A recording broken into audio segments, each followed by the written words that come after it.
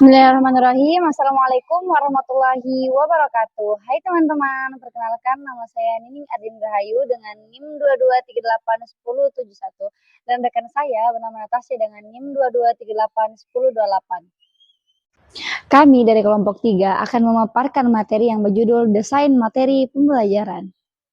Teman-teman, tahukah kalian apa sih yang dimaksud dengan desain materi pembelajaran? Secara etimologis, desain materi pembelajaran berasal dari bahasa Inggris yang berarti desain, yang artinya rancangan ataupun perencanaan.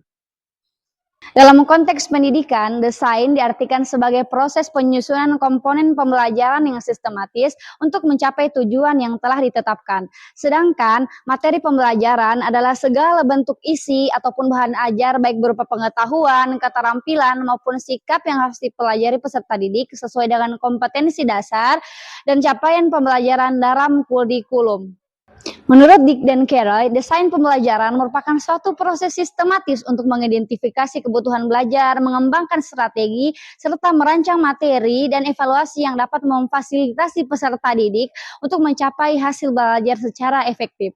Teman-teman, dari pandangan tersebut dapat disimpulkan bahwa desain materi pembelajaran adalah sebuah proses pembelajaran yang terencana yang mengintegrasikan isi pembelajaran dengan strategi, media, dan evaluasi agar tercipta pengalaman belajar yang bermakna, efektif, dan relevan dengan kebutuhan peserta didik. Nah, teman-teman, bagaimana sih cara merancang dan mengorganisasikan materi pembelajaran itu? Nah, cara merancang dan mengorganisasikan materi pembelajaran merupakan tahapan penting dalam proses desain pembelajaran.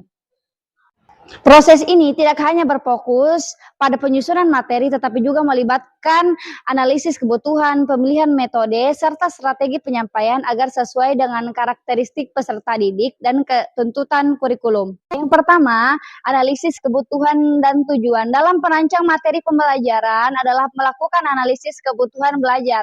Guru perlu mengidentifikasi kompetensi yang harus dicapai sesuai dengan kurikulum, kemudian merumuskannya dalam bentuk tujuan pembelajaran yang jelas, spesifik, dan terukur. Nah, yang kedua, pemilihan dan penyusunan isi materi. Setelah tujuan ditetapkan, guru perlu memilih materi yang sesuai dengan capaian pembelajaran. Materi harus diseleksi berdasarkan kriteria kebermanfaatan, tingkat kesesuaian dengan perkembangan peserta didik, dan relevansinya dengan kehidupan nyata. Dan yang ketiga, pengorganisasian materi. Materi yang sudah dipilih harus diorganisasikan secara sistematis.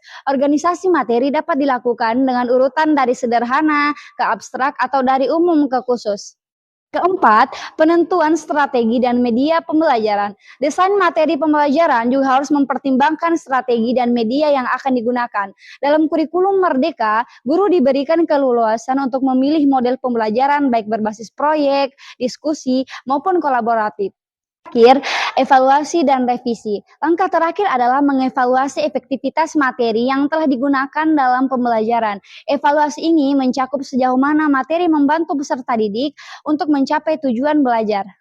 Dengan mengikuti langkah-langkah tersebut, perencanaan dan pengorganisasian materi pembelajaran akan lebih terarah, kontekstual, dan selaras dengan kebutuhan peserta didik maupun tuntunan kurikulum.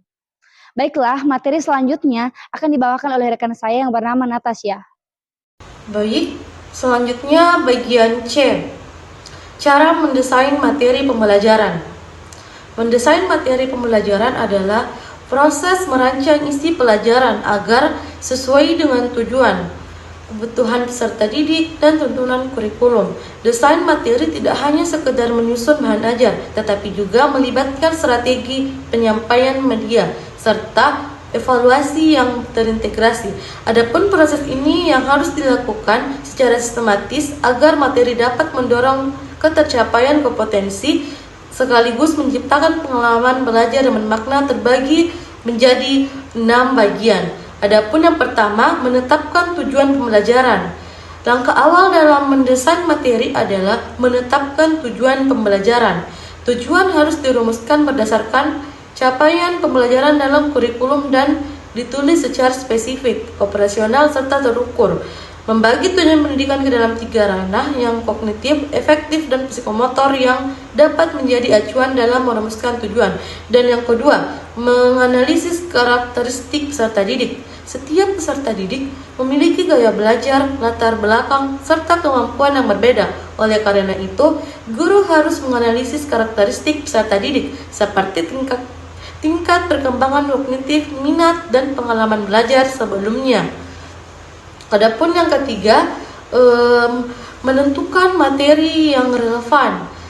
Setelah tujuan dan karakteristik peserta didik dipahami, guru harus menentukan materi yang relevan. Materi harus dipilih berdasarkan prinsip kebermanfaatan, kesesuaian dengan kehidupan sehari-hari, serta relevansi dengan perkembangan ilmu pengetahuan.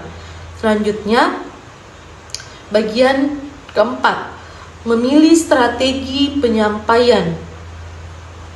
Materi pembelajaran harus disertai strategi penyampaian yang sesuai. Strategi ini dapat berupa pembelajaran berbasis proyek, kolaboratif, diskusi, atau berbasis masalah. Dan menjelaskan bahwa strategi pembelajaran berperan penting dalam menentukan bagaimana materi dapat dipahami secara efektif oleh peserta didik. Dan yang kelima, menentukan media sumber belajar. Desain materi akan lebih optimal jika didukung oleh media dan sumber belajar yang tepat. Media dapat berupa modul ajar, video pembelajaran, serta menyebut media sebagai perantara yang membantu guru menyampaikan pesan pembelajaran secara lebih menarik dan mudah dipahami. Dan yang terakhir, keenam, menyusun evaluasi pembelajaran. Langkah terakhir adalah merencanakan evaluasi untuk mengukur ketercapaian tujuan pembelajaran. Evaluasi tidak hanya berbentuk tes tertulis, tetapi juga bisa berupa